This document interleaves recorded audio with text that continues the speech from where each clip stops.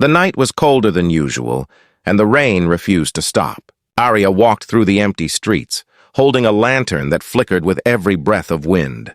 Her dress was soaked, her hands trembled, but her eyes carried something fierce, something unbroken. She was searching for a name she had been warned never to speak, the name of the man who ruled the city from the shadows. The townsfolk whispered stories about him, the one who punished cruelty but became cruelty itself. They called him the Vampire King. No one had seen his face for years, yet his presence haunted every heart. When a man vanished, people said the king had judged him. When a cruel noble was found begging for mercy, they said the king had spared him. But no one ever saw him twice. Aria had not come for stories. She had come for truth. Her brother lay dying in their cottage, veins darkened, breath fading, a single bite mark burned near his neck. The healer told her it was not poison, not disease. It was something older, something forbidden. And the only one who could undo it was the one who caused it. She reached the edge of the abandoned cathedral where no human dared to enter. Its doors were carved with symbols that seemed to move when lightning flashed. Inside, candles burned in circles that never melted. She stepped in, her boots echoing through the hollow silence. And then a voice, deep, calm, and ancient. "You should not have come here," it said. She turned, heart pounding. A tall figure stood near the altar, draped in shadows. His eyes glowed faint crimson, and his face looked both young and ageless. He did not move closer, but the air itself bent around his presence. "I came to find the one who hurt my brother," Aria said. Her voice shook, but her words did not break. The man tilted his head slightly, studying her. "Your brother lives," he said softly, "because I allowed him to."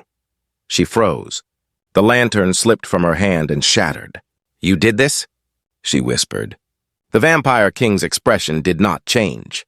He crossed the forbidden line. Mercy was not meant for him. "Mercy!" she repeated, her voice trembling. "Then give it to him now." He looked at her for a long time.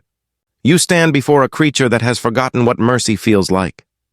She stepped forward anyway, her courage louder than her fear. "Then remember," she said quietly. "Remember through me." For the first time in centuries, the king looked uncertain. The storm outside grew louder, as if the world itself waited for his answer. He turned his face slightly away, his jaw tightening. "You have no idea who you're speaking to," he said. "And yet you still answer me," she replied. Silence filled the cathedral again, but something had shifted. The king's eyes dimmed, his voice low as a whisper. "There was a time," he said, "when I saved humans instead of punishing them. That time died with someone I could not save." Aria watched him closely, her fear slowly turning into empathy. "Then maybe saving one more won't destroy you," she said. For a moment he almost smiled. Almost.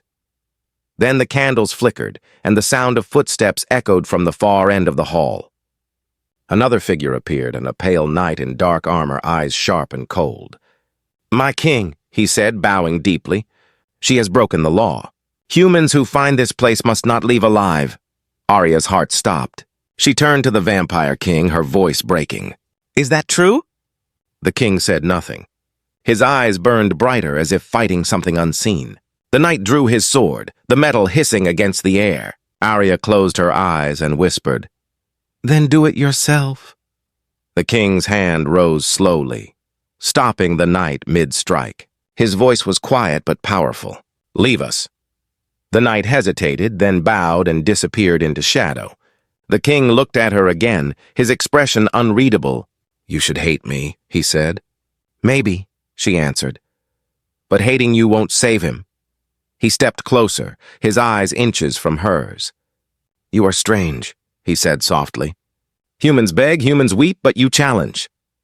"Because I don't have time to beg," she whispered. "He's dying." The king's hand trembled for a moment, the first sign of weakness she had seen. "Bring him here before the next moon," he said finally, "and do not let anyone see you." "Will you save him?" He turned away. "I will try." And with that, he vanished into the storm like smoke fading from a flame. Aria stood alone in the cathedral, the echo of his voice still alive in the air. She did not know that saving her brother would uncover something far darker than death itself, and that she had already awakened the one curse even the vampire king feared. Aria did not sleep that night.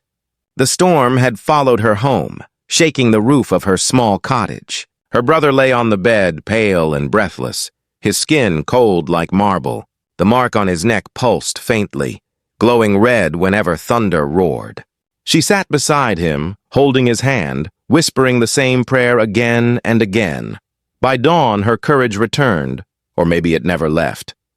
She wrapped her brother in a blanket, placed him in the wooden cart, and covered his face with her shawl. No one must see him.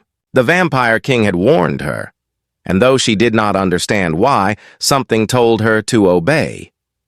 As the sun rose weakly behind the mist, she began her journey back to the cathedral.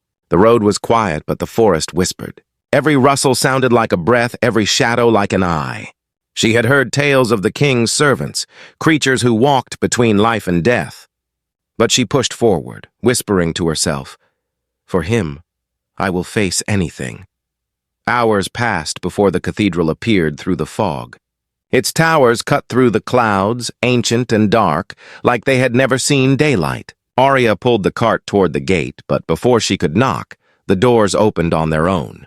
Inside stood the same knight she had seen last night, tall, cold, and waiting.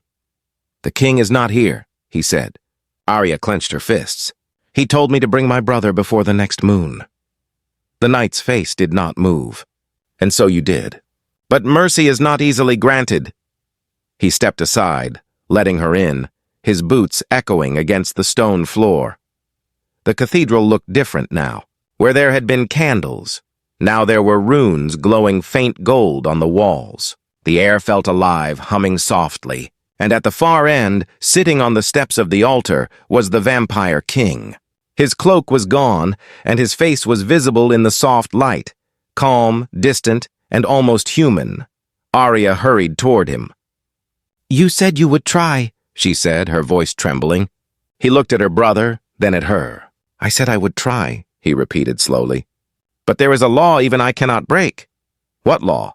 she asked, stepping closer. His eyes glowed faintly, sadness buried behind them. "The one written in blood. No human touched by a vampire may return unchanged." "Then change him," she whispered. He looked up sharply. "You don't understand what that means."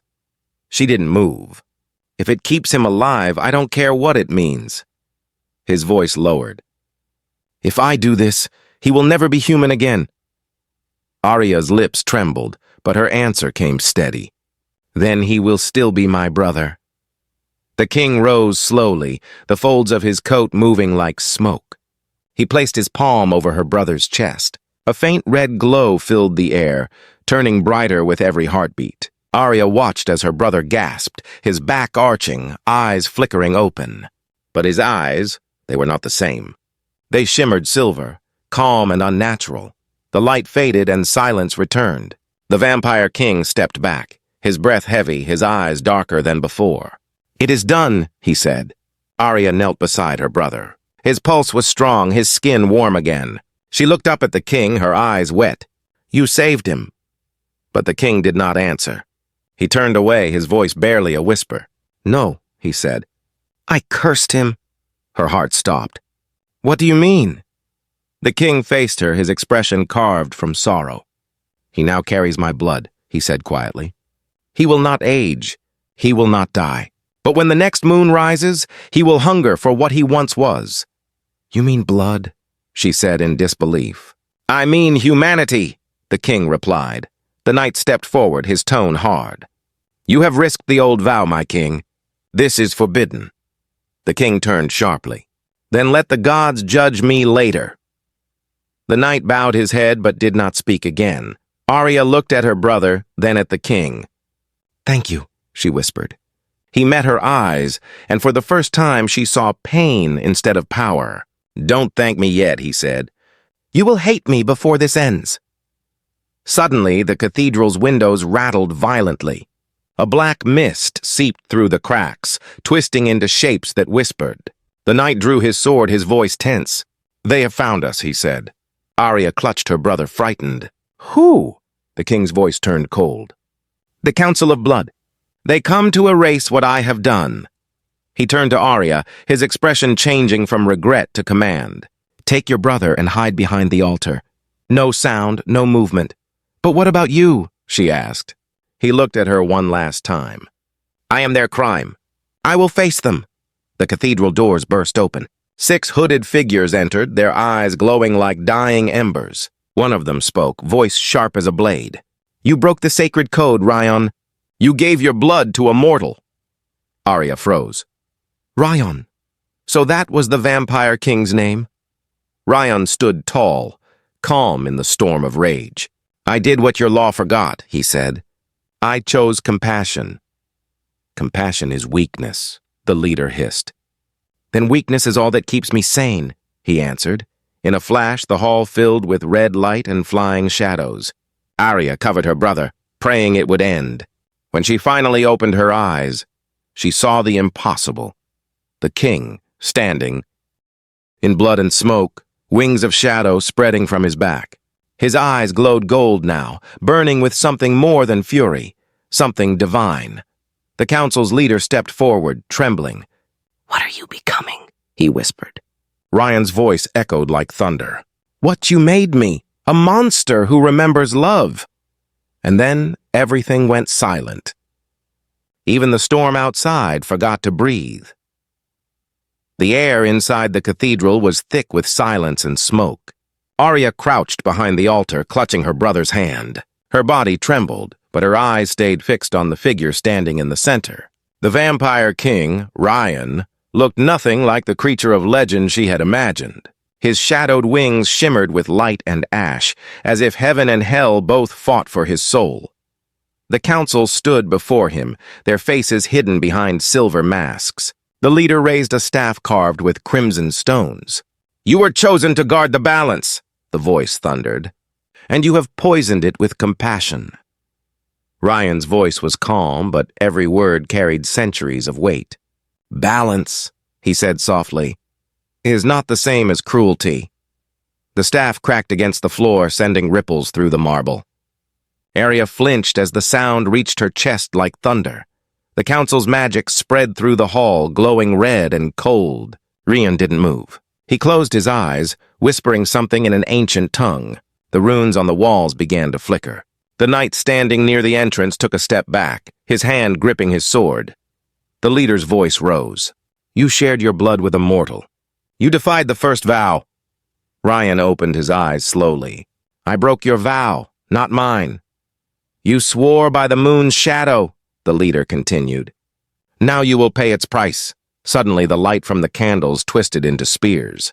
They shot toward Rion, piercing his chest and arms. He staggered but did not fall. Blood, bright as molten gold, dripped onto the floor, burning where it touched.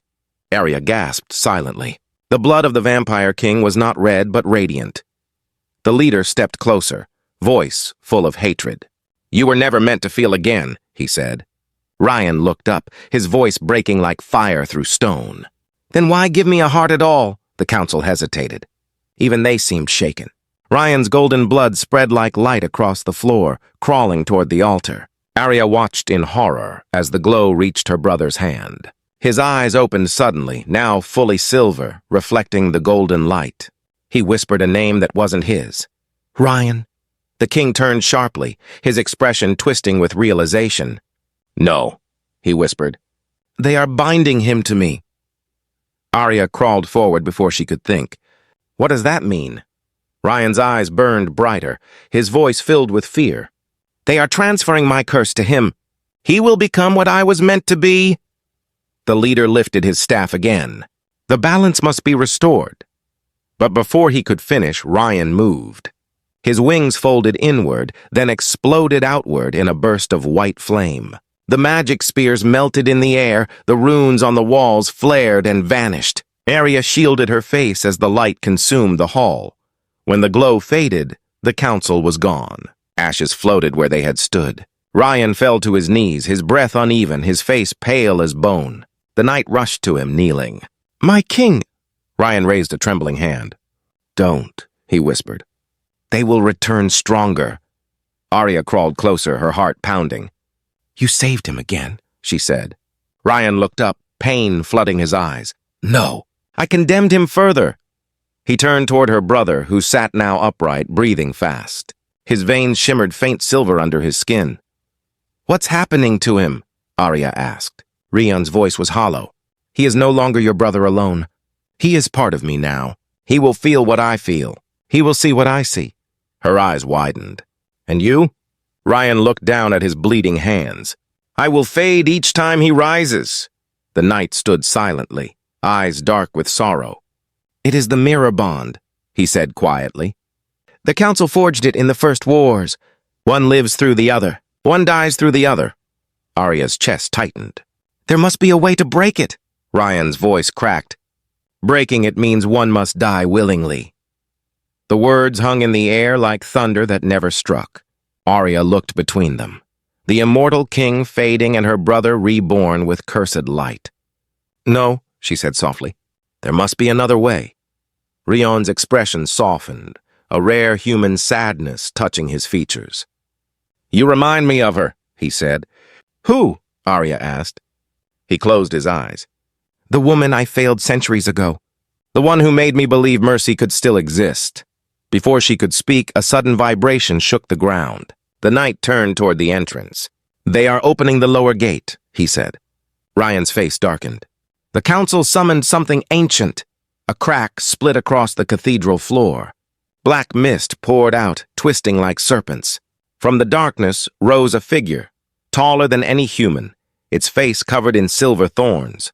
Its voice was neither male nor female. The blood you spilled calls for its master. Rion's eyes flared gold again. You should not have come here. You broke the order, the creature hissed. And now you will be unmade. Aria grabbed her brother, dragging him behind the altar again. The air turned heavy, almost unbreathable. The knight drew his sword, light glowing along its edge. Rion spread his wings again, the golden light returning. Stay behind me, he said quietly. You cannot fight it alone, the knight warned. Rion looked at him, eyes burning with determination. I was born from its curse. I know how it bleeds, the creature roared, shaking the stained glass windows to shards. Rion lifted his hand, whispering a word that made the world itself pause. And for a moment the cathedral became sunlight. Pure, blinding, endless, Aria covered her eyes, hearing only her brother's voice whisper softly, He's not a monster. When the light faded, Rion was gone. Only his crown remained, cracked in half, glowing faintly with golden fire. Aria's brother stood, his expression unreadable. Silver eyes fixed on the place where the king had vanished. And then he said something that froze her blood. He's not gone, he whispered. He's inside me now. Aria stood frozen in the silence that followed. The air was heavy with smoke and gold dust, the scent of burnt stone filling her lungs. In front of her, her brother, Elion, stood motionless, his eyes glowing with faint silver light. And on the cracked floor beside him lay half of the vampire king's crown, still burning softly. She whispered his name, afraid of her own voice. Elion, she said, can you hear me? His head turned slowly, and for a moment, his face was her brother's. The same calm eyes, the same gentle frown. But then something older flickered beneath his gaze. A voice came from his lips, lower and steadier than Elion's ever was. Aria, it said, why didn't you run? She stepped back, her pulse racing. Who are you? The answer came quietly, almost sorrowful. I told you to hide. Her throat tightened. Rion, she whispered. The figure nodded once, not fully, only a fragment. When I fell, my essence bound to him through the mirror bond. Your brother lives because I exist within him. Aria's knees weakened. Then he is both, Rion interrupted gently. Human in flesh but immortal in spirit. Two souls sharing one body, tied by the blood that should never have mixed. The knight stepped forward from the shadows, his armor scratched and dim from the battle. My king, he said, kneeling. Rion turned toward him through Elion's eyes. No titles now, he said softly. Not until I earn them again. Aria looked between them, struggling to understand. If you're still here, she said slowly, Then you can still save him. You can break this bond. Rion's voice was calm but distant. To break it, one of us must willingly fade. But he is too young, and His eyes darkened. I have already failed too many times to choose survival. Before Aria could speak, Elian's voice shifted again, lighter now, his own. I can hear you both, he said, pressing a hand to his head. It's like someone whispering inside my bones. He looked at Aria, fear and confusion written across his face. Am I still me? She ran to him, holding his face between her trembling hands. You're my brother, she said softly. You will always be. But deep down she saw something in his eyes, a flicker of gold under the silver, that made her uncertain. Rion's voice broke the silence again, quiet and cold. The council will not stop. They will come for him, thinking he is me reborn, and they will destroy everything in their path. Then we'll run, Aria said. Rion shook his head. You cannot outrun eternity. You can only confront it. The knight rose slowly. There might be a way, he said. Aria turned to him sharply. How? The knight hesitated, glancing at Rion. The mirror bond was forged in the Temple of Thorns, a place older than any kingdom. If we reach it, the spell can be reversed. Reversed, Aria repeated, hope trembling in her voice. Yes, the knight said, but it demands something sacred, the memory of love. One must give up every feeling that once defined them. Rion's eyes dimmed, and without memory, there is no soul. It is the only path, the knight insisted. Aria looked between them, heart pounding. Then we'll go, she said. All of us. Rion's voice inside Elian hesitated. Aria, this road ends in pain. Do you still wish to walk it? She met his gaze, her brother's face, the king's voice. Pain means there's still something worth saving, she said softly. They left the ruins before dawn. The forest was thick with mist, and strange shapes watched from the shadows. Arian held the lantern close, the same one that once led her to the cathedral. The knight walked ahead, silent and watchful, his armor faintly glowing under the morning light. Elian walked beside her, his steps unsteady. Sometimes his hand trembled, sometimes his eyes changed color, silver fading to gold and back again. Each time, Rion's voice returned, steadying him, guiding him, whispering words in the ancient tongue. As they reached the river crossing, Aria stopped.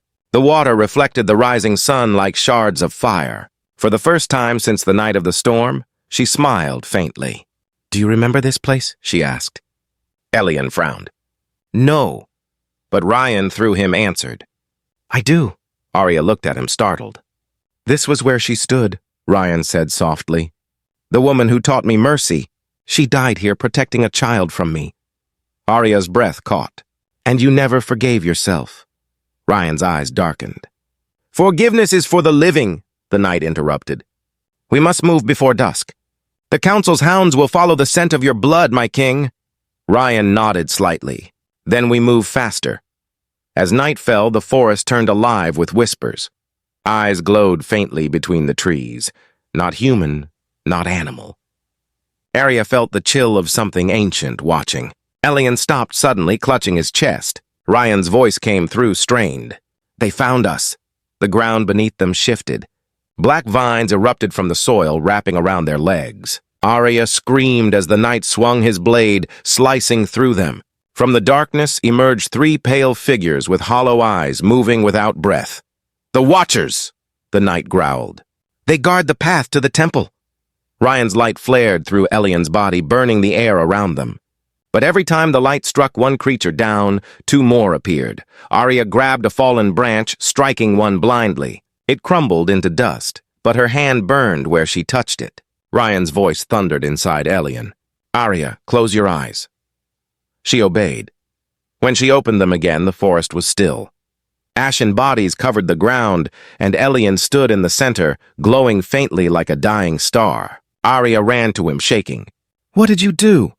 He looked at her with distant eyes. I didn't, he whispered. He did. Rion's voice was faint now, fading like a candle. The closer we get, the more it consumes me. The knight looked at him gravely. Then we must reach the temple before the next moonrise. Aria nodded, her voice trembling. We will, she said, whatever it takes. As they walked deeper into the forest, the golden crown fragment hidden in Aria's satchel began to glow again. Faint, steady, alive. And somewhere far away in the ruins of the cathedral, a shadow opened its eyes. The forest opened into silence. For miles there were no stars, no wind, only the whisper of unseen wings. Aria, Elian, and the knight reached a clearing where the air itself seemed to bend. In the center stood the temple of thorns, carved from black stone and covered with silver vines that moved like living veins. The moon above it was crimson, and the ground pulsed faintly with light. Aria stared in awe. This place feels alive, she whispered. The knight nodded grimly. It is. The temple was built from the remains of the first vampire's heart. Every stone remembers blood. Elian stepped forward but stumbled. His body shuddered and his eyes flashed between silver and gold. Aria rushed to hold him, but Rion's voice came through his trembling lips. We are running out of time, he said. The bond is tightening. When the moon reaches its peak, one of us will vanish. Aria's eyes filled with tears. Then we'll break it before that.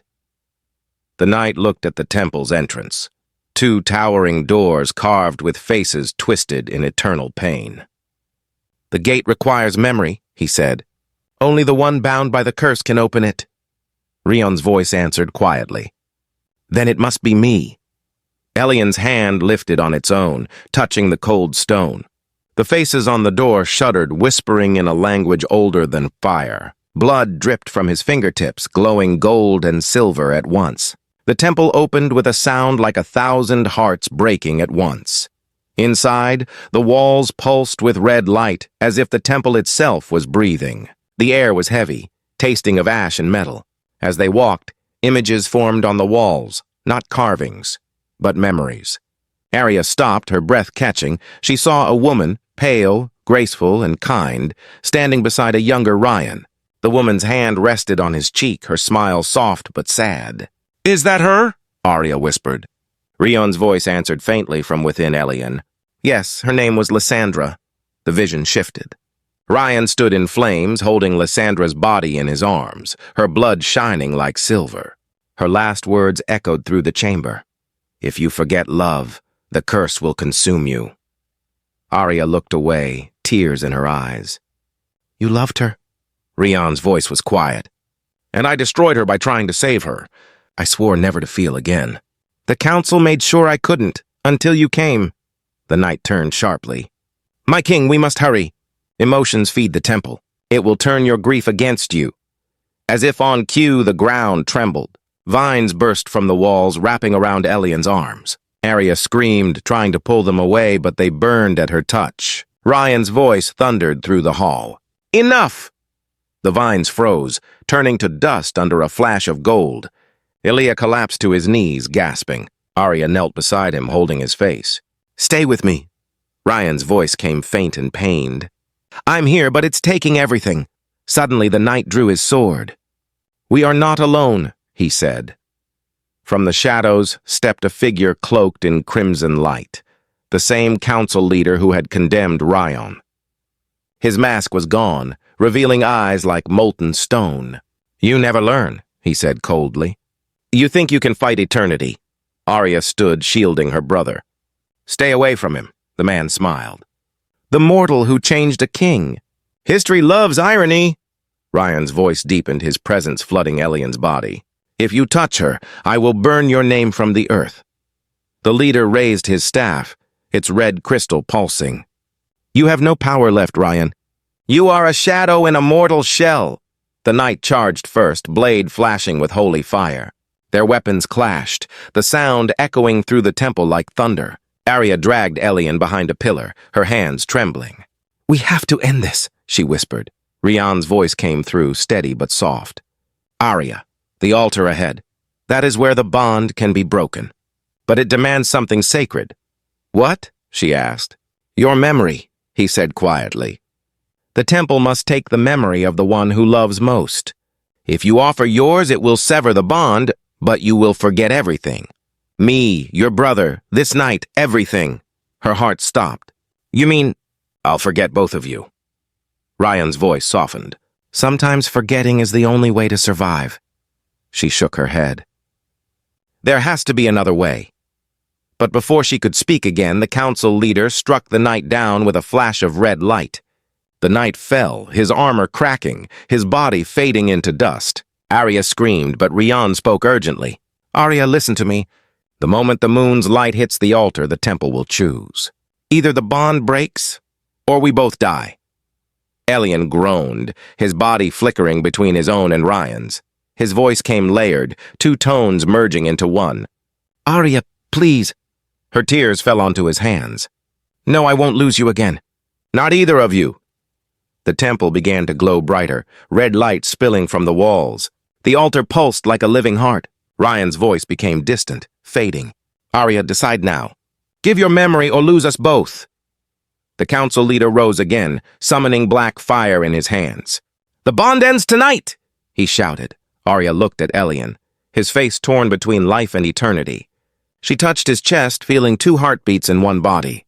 If I forget, she whispered, promise me one thing. Rion's fading voice trembled. Anything. Remember me enough for both of us. She stepped toward the altar. The crimson light surrounded her, wrapping her body in warmth and pain. Her memories began to flicker. Laughter, storms, her brother's smile, Rion's eyes, the night she defied a king. One by one, they dissolved into light. Rion screamed through Elian's body, reaching out. Aria, stop! But it was too late. The light consumed her completely. For a heartbeat, the temple fell silent. Then the bond shattered, gold and silver light exploding outward like dawn breaking through darkness. Elian collapsed. The council leader turned to dust, and where Aria had stood, only her pendant remained. A small glass charm filled with golden ash. Rion's voice echoed softly, trembling with grief. She gave everything for us. The temple's walls began to crumble. Elian lay unconscious, his heartbeat steady but faint. Rion's essence flickered inside him like a dying flame. We're free, he whispered, but at what cost? As the roof began to fall, the pendant glowed one last time, and a faint whisper echoed in the wind. Some memories never die, Rion. The temple of thorns no longer stood. Where black stone once breathed, now only ash and golden dust shimmered in the air. The forest surrounding it had gone still, as if mourning. In the center of the ruins, Elian lay motionless, his body pale, his breath fragile. The knight's sword lay shattered beside him, and the faint light of dawn broke through the smoke above. Rion's voice echoed softly from within Elian, weaker than it had ever been. She's gone, he whispered. His words were not rage or despair. They were something quieter, something sacred, a grief that felt almost like prayer. The pendant that had belonged to Aria rested beside Elian's hand, glowing faintly. It pulsed in rhythm with his heartbeat, slow, steady, alive. Rion felt it too, the warmth, the trace of her memory still bound to his essence. She gave herself to the altar, he said softly, but she couldn't take everything with her. The wind moved through the ruins like a sigh. For a long time, there was no sound, only silence, deep and kind. When Elian awoke, he did not know where he was. The sky was brighter than he remembered, and the pain inside him was gone. He sat up slowly, touching his chest. His veins were no longer silver. His pulse was human. Rion, he whispered. No voice answered. Only a faint warmth in his chest. Gentle, quiet, peaceful. He picked up the pendant and held it tightly. As he did, he heard something faint, almost like a heartbeat. A woman's laughter. Soft, distant, familiar. He closed his eyes, and tears fell before he understood why. Months passed. The city that once whispered the vampire king's name now slept in peace. No blood rituals, no disappearances, no shadows in the alleys. The storm had finally ended. Elian rebuilt their cottage at the edge of the forest. He spoke little, worked quietly, and kept a single candle burning every night by the window. Sometimes, he would look toward the hill where the cathedral once stood and whisper her name, though he wasn't sure who she was or why her name made his heart ache. One evening, as twilight touched the horizon, someone knocked on his door. He opened it slowly, expecting no one, and froze. A woman stood there, wearing a simple cloak, her hair tied loosely, her eyes calm but curious. "I'm sorry," she said softly. "I think I lost my way." Elian's breath caught. Her voice. It sounded like sunlight. Something inside him stirred, something ancient and tender. "You can rest here," he said quietly. She smiled faintly. "Thank you. I've been traveling for a while, but I don't remember from where." Her gaze drifted to the pendant hanging near the window. It glowed faintly in the candlelight. "That's beautiful," she said. "Where did you get it?" Elian looked at it, his hand trembling. "Someone gave it to me," he replied. "Someone I think I once knew." For a long moment, neither spoke. Then she reached out, touching the glass pendant gently.